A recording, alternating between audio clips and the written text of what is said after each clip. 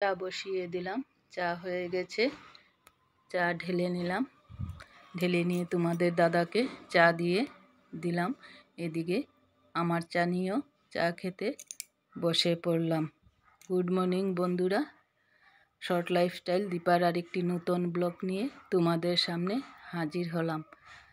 আমার পরিবারের সদস্যরা তোমরা কেমন আছো?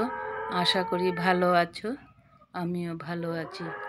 যা গরম পড়েছে, গরম যেন কমার কোনো নামগন্ধই নেই। এদিকে বৃষ্টি হলেও গরমটা যেন কমতে চাইছে না। চা খেয়ে দিয়ে আমি ঘরগুলো ঝাড় দিতে শুরু করে দিলাম। একে একে সবগুলা রুম ভালো করে ঝাড় দিয়ে নিয়ে নিলাম। নিয়ে এদিকে আমাদের এখন নিরামিষ চলছে। আমাদের বংশের একজন মারা গেছে, তাই নিরামিষ খেতে হবে। ঘর ঝাড়টার দিয়ে আমি রান্নাঘরে গিয়ে বাসন টাসন ধুয়ে রান্না করে নিলাম। এদিকে ভাত করেছি, তোমাদের দাদা ভাত খেয়ে নিয়েছে।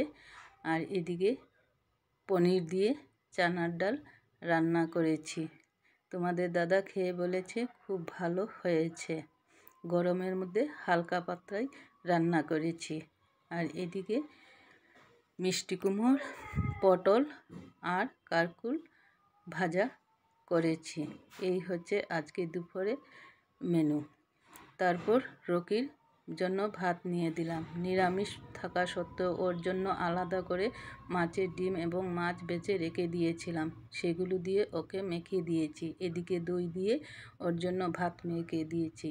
কিন্তু আজ কদিন ধরে ও খাবার নিয়ে প্রচণ্ড যন্ত্রণা করে, ঠিকভাবে খাওয়া দাওয়া করে না।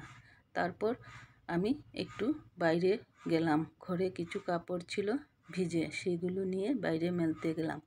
আকাশের দৃশ্যটা অপূর্ব লাগছিল। এদিকে কড়া রৌদ্র উঠেছে, কিন্তু আকাশটা দেখতে যেন কি সুন্দর লাগছিল। কাপড় চোপড় মেলে দিয়ে এসে রান্নাঘরে আবারও চলে আসলাম। রান্নার পর ঘরে অনেক বাসন জমেছিল। বাসনগুলো আমি ভালো করে মেজে ধুয়ে নিলাম, নিয়ে জায়গা মতো রেখে দিলাম। রেখে দিয়ে এদিকে গ্যাসটাও মুছে নিলাম। মুছে নিয়ে রান্নাঘরটা ঝাড় দিয়ে মুছে পরিষ্কার করে নিয়ে নিলাম। তারপর 5 মিনিটের জন্য আমি রেস্ট করতে বসে গেলাম। একসাথে বেশি সময় কাজ করতে পারি না, কোমরে প্রচণ্ড প্রবলেম হয়, তাই রেস্ট করে নিয়ে আবারও উঠে পড়লাম। বেশি সময় তো আর বসে থাকলে চলবে না, সংসারে অনেক কাজকর্ম, সেইগুলো তো আমাকে করতেই হবে। তারপর উঠে আমি ঘরগুলো আগেই ঝাড় দিয়ে নিয়েছিলাম বন্ধুরা, তোমরা তো দেখেছো।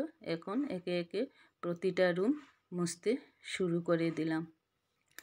রুমগুলো আমি একে একে মুছে নিলাম। মুছে নিয়ে আমি একটু বাগানের দিকে গেলাম। বাগানে কি সুন্দর ফুল ফুটে রয়েছে, আকাশটা অপূর্ব লাগছিল। ফুল এবং প্রকৃতি আমার খুব একটা পছন্দের জিনিস।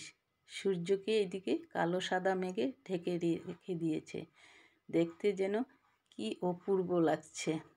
প্রচণ্ড গরম, তা সত্ত্বেও আকাশের দিকে তাকালে আকাশের অপূর্ব দৃশ্য দেখলে গরমটা অনেকটা কম মনে হয়। বন্ধুরা, ব্লগটা এখানেই শেষ করলাম। ভালো লাগলে লাইক, শেয়ার, সাবস্ক্রাইব করে দেবে।